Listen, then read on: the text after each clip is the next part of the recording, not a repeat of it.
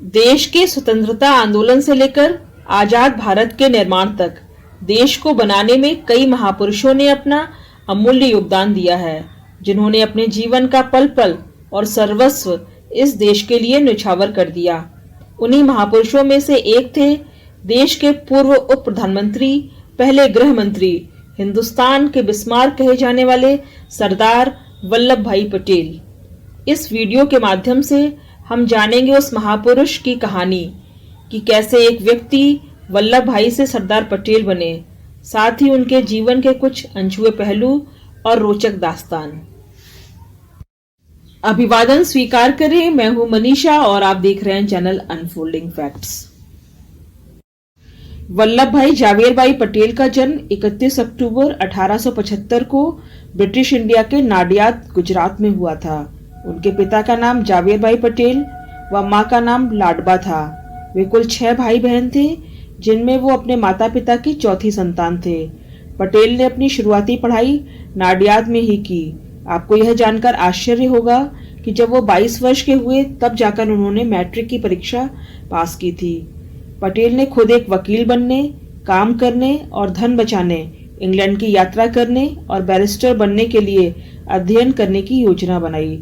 सरदार पटेल ने परिवार से दूर कई वर्ष बिताए, अन्य वकीलों से उधार ली गई पुस्तकों से खुद पढ़ाई की।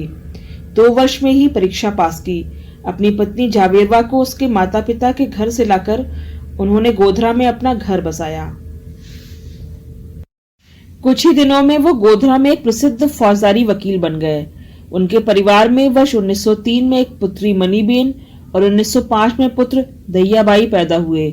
इसी दौरान पूरे गुजरात में बाबूनिक प्लेग नामक एक महामारी फैल गई। उन्होंने बाबूनिक प्लेग से पीड़ित अपने मित्र की सेवा की और अपने परिवार को अन्यत्र भेज दिया। वो स्वयं भी इस महामारी से ग्रसित हो गए तो वो नाडियाद में एक एकांत स्थान में चले गए, जहां वो धीरे धीरे ठीक हुए। बैरिस्ट्री की पढ़ाई के लिए वल्लभ भाई जुलाई 1910 में इंग्लैंड चले गए, जहां मिडिल टेम्पल में कानून की पढ़ाई के लिए दाखिला ले लिया। वहां कॉलेज में उन्होंने टॉप किया। वर्ष 1913 में वल्लभ भाई भारत वापस आ गए और जल्द ही देश के नामचीन क्रिमिनल लॉयर बन गए।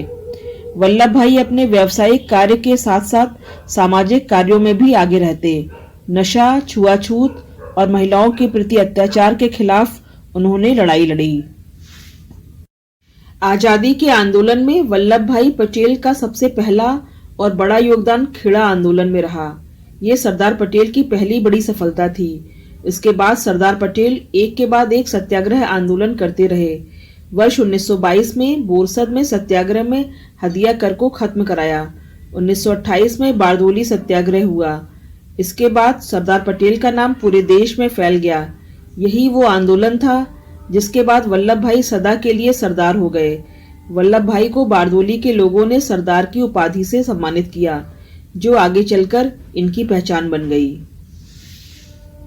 शुरुआत से ही गुजरात के रहने वाले, लंदन से वकालत करके लौटे, 6 वर्ष उम्र में बड़े मोहनदास करमचंद गांधी की अहिंसा की नीति ने वल्लभ भाई पटेल को बहुत ज्यादा प्रभावित किया। इसके बाद वो आजादी के सभी प्रमुख आंदोलनों में शिरकत करने लगे। 15 अगस्त 1947 को देश आजाद तो हुआ, लेकिन चुनौतियां खत्म नहीं हुई थी। उस वक्त देश के समक्ष सबसे बड़ी चुनौती 550 से भी ज्यादा देशी रियासतों को भारत में मिलाना था। सरदार पटेल ने अपनी दूरदर्शिता व सूझबूझ से बिना किसी खून खराबे के देशी रियासतों को राष्ट्रीय एकीकरण के लिए बाध्य किया और 560 रियासतें भारत में आ मिली। सरदार वल्लभ भाई पटेल शुरुआती दिनों में राजनीति में अधिक रुचि नहीं लेते थे।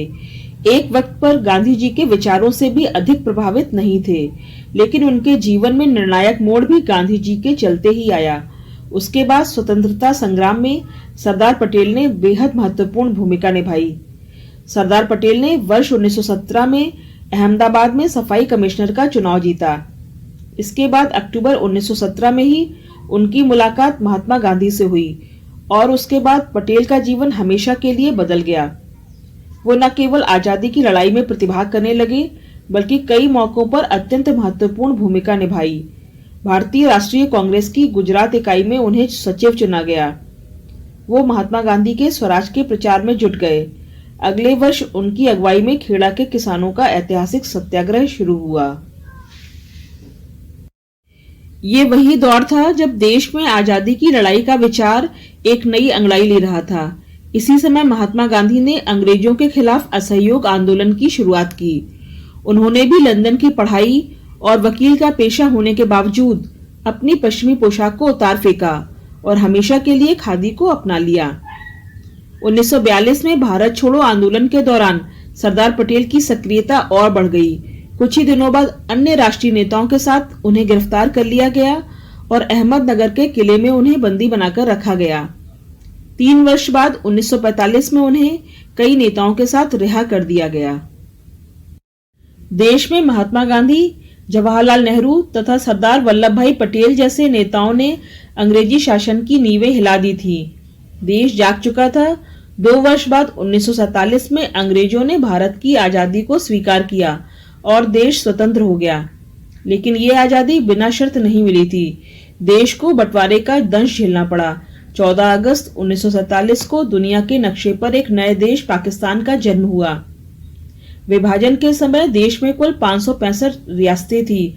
माउंटबेटन प्लान के तहत राज और रजवाड़ों को दोनों देशों में से किसी एक को चुनने या अलग रहने का विकल्प था। बतौर गृह मंत्री सरदार पटेल पर लोगों की सुरक्षा और देश को एक रखने की दोहरी जिम्मेदारी थी। सरदार पटेल ने राजाओं और नवाबों से देशभक्ति की भावना दिखाने का आह्वान किया।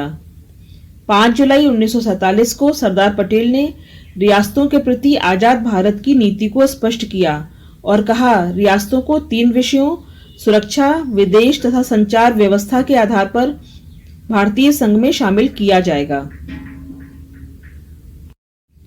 कई रियासतों ने भारत सरकार की बात मानी और 15 अगस्त आने से पहले ही विलय पत्र पर दस्तखत किए। लेकिन तमाम कोशिशों के बावजूद हैदराबाद, जूनागढ़, भोपाल और कश्मीर भारत का हिस्सा बनने को तैयार न थे। 5 सितंबर 1947 को जूनागढ़ के नवाब ने पाकिस्तान में विलय को स्वीकार किया। सरदार पटेल ने नवाब से फैसला बदलने को कहा। इस बीच जूनागढ़ की जनता ने नवाब के खिलाफ विद्रोह कर दिया। बढ़ते विरोध के बीच नवाब को पाकिस्तान भागना पड़ा और जूनागढ़ भारत में मिला लिया गया। इसी बीच हैदराबाद में सांप्रदायिक दंगे शुरू हो गए। भारत ने हैदराबाद में सेना भेजने का फैसला किया। 13 सितंबर 1948 को भारत और हैदराबाद के बीच लड़ाई शुरू हुई। 18 सितंबर को निजाम की सेना ने आत्मसमर्पण कर दिया।